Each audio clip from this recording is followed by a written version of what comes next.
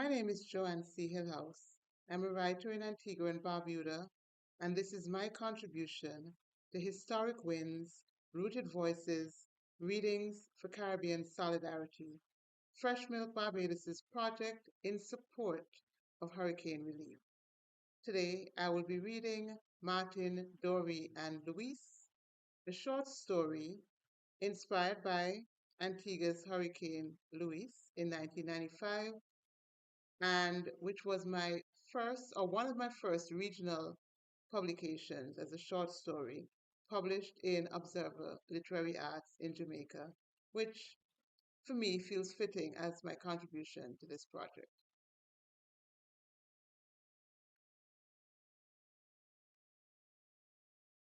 Martin, Dorie, and Luis, a love story. To Martin, it seemed the storm came out of nowhere.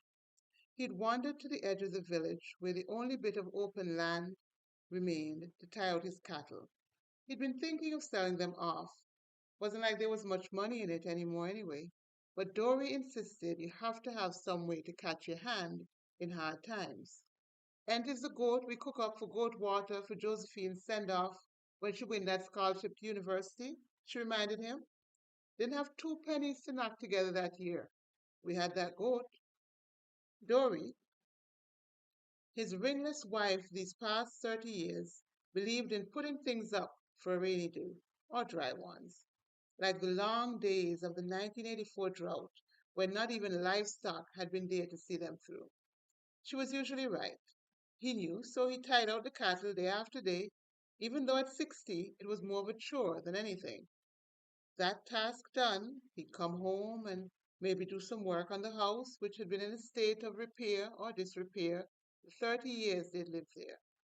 After lunch, he'd go down to the barber shop for a game of worry and maybe run some fears, though mostly retired. At evening, he'd go back for the cattle, home to dinner with Dory, and to arguing with the evening news on TV while Dory admonished him to be quiet so she could hear. They routinely went to bed around 10. Dory smelling of soursop bush, she tucked under her head tie like her tanty had done, and of the shilling oil she splashed onto her handkerchief and sniffed periodically to clear her sinuses. Such was the pattern of their days, broken only by the odd occurrence, perhaps a call from their daughter Josephine, who had continued to make life in New York after her university days. Martin, in the bedroom, lying next to the warm length of the woman he'd called home these many years, the familiar sense of soursop and shilling oil filling him, would allow them to do their work, luring him into another night of dreams. Lately he dreamed of weddings, his and Dorie's wedding, a wedding that had never been. Her, young and slim as she'd once been, with thick ropes of black hair that she piled on her head like a crown. Hair that the youth he was then dreamed of letting down and running his hands through. They were both young in these dreams, as they had been on the occasion of their first meeting at the public market. He'd just sold some meat in the meat section of the market and was heading home to bathe and call on Heather, the sexy, brown skinned daughter of the plantation overseer from his area. He'd fallen for Heather when, at 15, he'd been paired with her for their confirmation march. Him in a stiff black suit that had once belonged to his father, Heather in a lacy white veil and dress sent by family living away.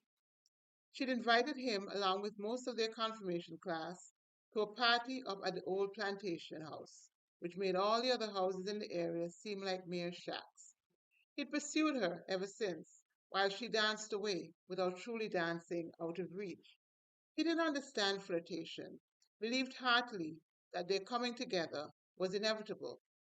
5 years later, Martin, having followed his father into livestock farming while working full time on the road with public works, Heather having entered the teaching profession, they danced still. His parents shook their heads and clucked their tongues as he left every Saturday, smelling of sweet soap and wearing his best clothes apart from his church clothes, his feet turning up the path to the house everyone called Hill House. That all changed that particular Saturday as he stepped from the meat market smelling of sweat, blood, and animal flesh, and a girl bumped into him. She mumbled something that sounded to Martin like "Excusez-moi" in a soft voice as he automatically caught her arm and righted her. "Girl, watch where you're going, we. Everybody don't have to know you step off the banana boat," said a short, red-haired woman who he recognized as Miss June, a regular, often sour-faced market vendor. Tante Josephine, Miss June's mother, as cheerful as Miss June was sullen, laughed. "June," she chided, "connais toujours mal, je sais." Then, stretching a hand to the girl, "Come, Dorie." June, lips even more curled than usual, turned back to packing up the unsold ground provisions. Dorie, who was as tall as him, with dark brown skin and huge dark brown eyes he felt like he was swimming in, the red tinge of her hair the only bit of color, moved to turn away. It was then he realized he was still holding her arm. He let go. Though Martin could acknowledge, without pride or regret, all these years later, he had never really let go. He hadn't stood a chance, nor had his puppy love for Heather. They were a couple nearly 10 years before moving in together into his parents' home after death had claimed them within months of each other. Dorie had been pregnant with Josephine by that time, which was why they'd taken this step at all.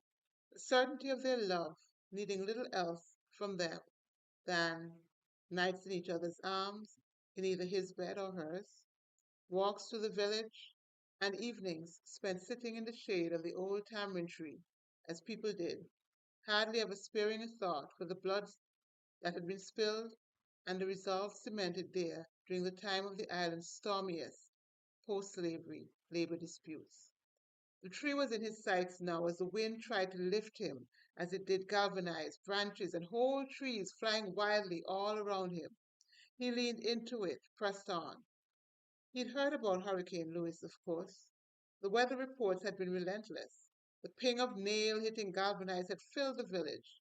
In fact, just yesterday, Tallboy had fallen from his roof while reinforcing it against the impending storm, and Martin, sitting on his veranda, had shaken his head and clucked his tongue at all the unnecessary excitement when no hurricane of note had hit the island since the 1950s.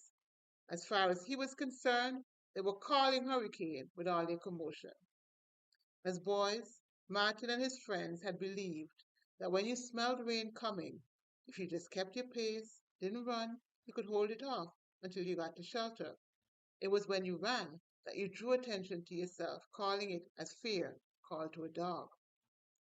He'd driven Tallboy to the hospital, the whole while clucking his tongue and shaking his head at this disruption to the natural order of things, as disquieting as those red shirt wearing gang members who routinely pissed against the tamarind tree under which he'd first kissed Dorie one moonlight night.